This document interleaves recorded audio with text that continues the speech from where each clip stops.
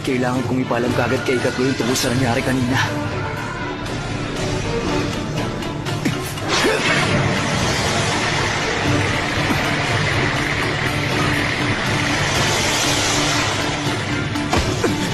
Kung gusto mo matapos ang lahat ng ito, ako ang harapin mo.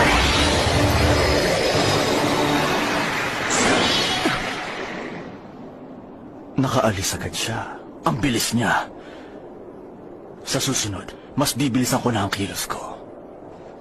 Para hindi na siya makatakas sa akin. Hindi umubra ang atake ko. Pero, muntik na siyang magtagumpay. Muntik niya na ako makuha. Ano kayang klaseng teknik yun?